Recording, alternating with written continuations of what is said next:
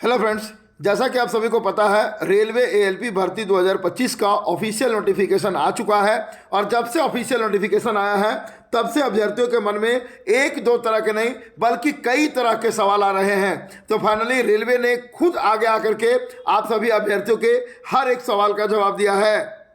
क्या है जवाब, उसको देखें उससे पहले आप सभी अभ्यर्थियों के लिए एक बहुत ही ज़्यादा इंपॉर्टेंट इन्फॉर्मेशन है कि रेलवे ने अपने वादे के मुताबिक 2024 में भी एलपी का भर्ती दिया और 2025 में भी ऑफिशियल नोटिफिकेशन भी जारी करवा दिया गया है। अब देखना आपको है कि आपका सिलेक्शन हो पा रहा है या नहीं हो पा रहा है। यदि अभी भी आप किन कमियों के कारण आपका सिलेक्शन नहीं हो पा रहा, उसको ऑब्जर्व नहीं कर पा रहे हैं, उस पर वर्कआउट नहीं कर पा रहे हैं, तो एक भर्ती आ जाए या लाख भर्ती आ जाए उससे कोई फर्क नहीं पड़ता है। इसलिए बिना कोई देर किए हुए वीडियो का डिस्क्रिप्शन में साथ ही कमेंट सेक्शन में आपको एक लिंक मिलेगा, उस लिंक पे क्लिक करिए। हमारा कूपन कोड है उमंग 10, इसको अप्लाई करके 12% का डिस्काउंट लेकर के टेक्स्ट बुक के लिए टेक्स्ट बुक पास प्रो से जितना ज़्यादा हो सकता है ओरिजिनल प्रीवियस ईयर का मॉक टेस्ट लगाइए। दोस्तों, वीडियो को स्टार्ट करने के लिए हम लोग आ चुका हूं उमंग स्टडी का ऑफिशियल टेलीग्राम चैनल पर। और जो नोटिस रेलवे की तरफ से जारी किया गया है फ्रीक्वेंटली आस्क्ड क्वेश्चंस का, इसका इंग्लिश का पीडीएफ और हिंदी का पीडीएफ दोनों हम लोगों ने अपने टेलीग्राम पर जारी करवा दिया है। कोई स्टूडेंट खुद से रीड करना चाहे तो आप आराम से टेलीग्राम पर जाइए, हमारे टेलीग्राम को ज्वाइन करके डाउनलोड करके खुद से भी रीड कर सकते हैं, कोई दिक्कत वाली बात नहीं है।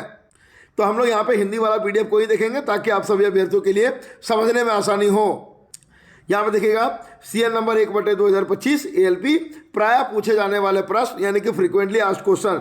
सबसे पहला बताया गया है कि इसका जो लास्ट डेट है, स्टार्ट डेट है वो 12/4/2025 है। जो लास्ट डेट है वो 11/5/2025 रात के 11:59 तक है। आगे कुछ और भी टेक्निकल जानकारी है कि इसका जो लास्ट पेमेंट आप लोग कर पाएंगे वो 13 मई तक कर पाएंगे रात के 11:59 तक।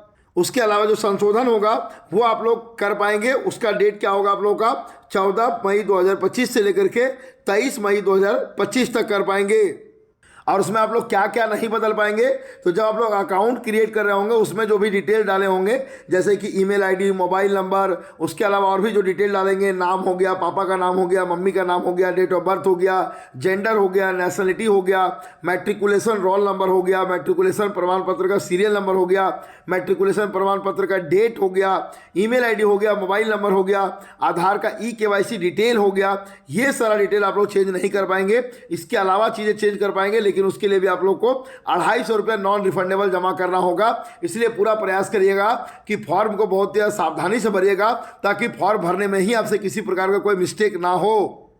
एक बेंचमार्क स्टूडेंट के बारे में क्वेश्चन नंबर 5 में बताया गया है कि बेंचमार्क जो एस्पिरेंट है वो लोग एलिजिबल है या नहीं है। तो यहाँ पे स्पष्ट बता दिया गया कि बेंचमार्क जो दिव्यांग एस्पिरेंट होंगे वो लोग यहाँ पे एलिजिबल नहीं होंगे। यहाँ पे देखिएगा स्पष्ट लिखा गया है बेंचमार्क दिव्यांग उम्मीदवार आवेदन करने के लिए पात्र नहीं है।